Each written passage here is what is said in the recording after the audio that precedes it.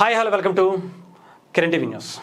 ఈరోజు ఇక్కడ ఒక వ్యక్తిని మీకు పరిచయం చేస్తాను. ఇతను చూడండి, చక్కగా ఇలా ఇలా ఇలా ఎలా అంటున్నాడు.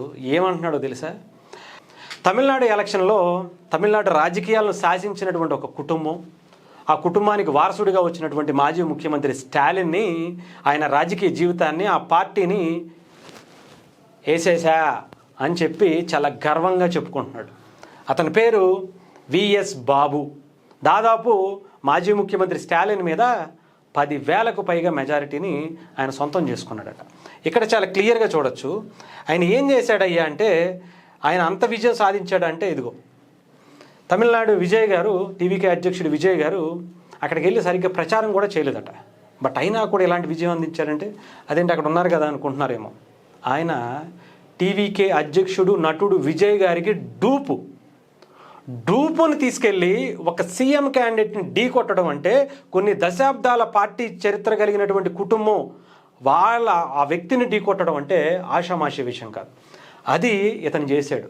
విఎస్ బాబు చరిత్రలో డిఎంకే పార్టీకి, కరుణానిధికి, స్టాలిన్కి ఎలాంటి చరిత్ర ఉందో అదంతా కూడా సంకనాకి పిచ్చేశాడు. మొత్తం భూస్థాపితం చేశాడు అంతే విఎస్ బాబు.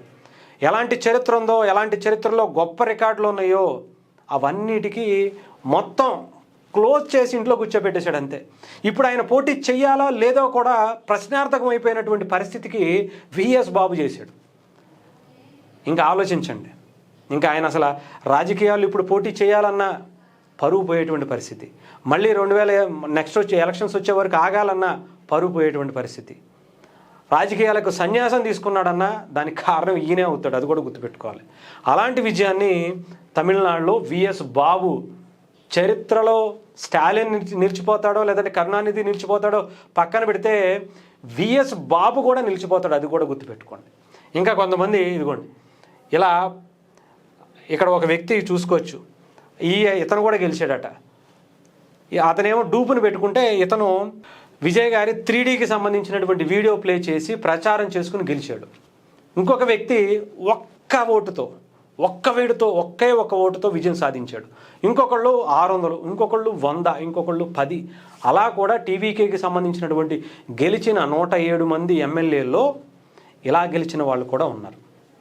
ఇది తమిళనాడుకి సంబంధించినటువంటి చరిత్ర. ఈసారి ఈ విఎస్ బాబు అనేటువంటి పేరు గుర్తుపెట్టుకోండి. ఆయనకి మరి మంత్రి పదవి ఇస్తారా, ఏమిస్తారా అనేది విజయ్ గారి దగ్గరే ఉంటుంది.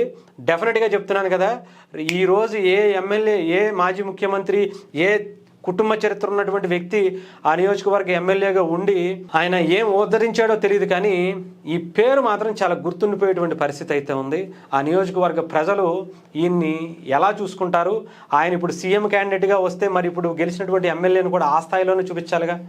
చూద్దాం ఎలా చూస్తారు.